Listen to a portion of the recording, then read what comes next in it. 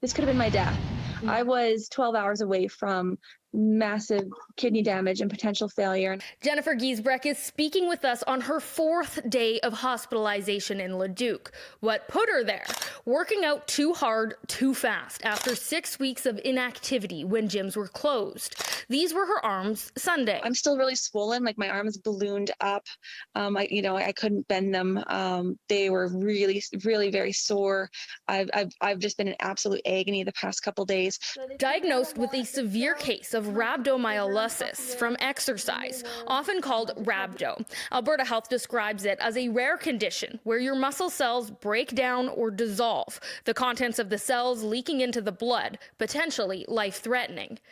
Jennifer says she did 3 sessions with her personal trainer in 4 days, jumping in at the same intensity of workouts as they did before COVID closed gyms. I told my trainer, I'm like, yeah, I haven't done a thing. I've been really, because I was embarrassed a little bit, really lazy in the last 6 weeks, just doing work. And he said, okay, no problem. We'll get back into this. And so we started the day 1 workout, and it was very intense. We actually did some weights that I hadn't done before. Jennifer has been sharing her journey on social media in hopes of inspiring anyone returning to fitness after a break to think of her and not jump back to exactly where you were 6 weeks ago.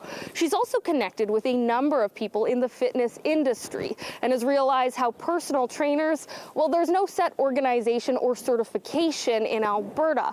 This is something she hopes the government looks into. Because it is rare, because most people and trainers know to ease you back in and to not go crazily hard. Don't be afraid to say, show me your credentials.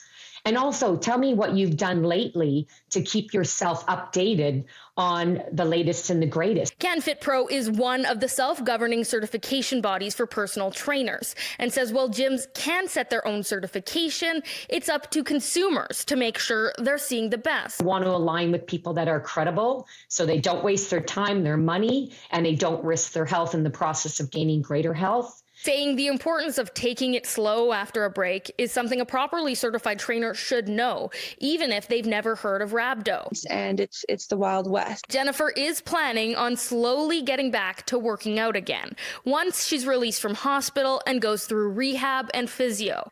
But this experience is a pain she wouldn't wish on anyone. It's been the worst experience of my life. Not wanting to discourage people from working out, just go slow and check your trainer's credentials. In Edmonton, Carly Robinson, City News.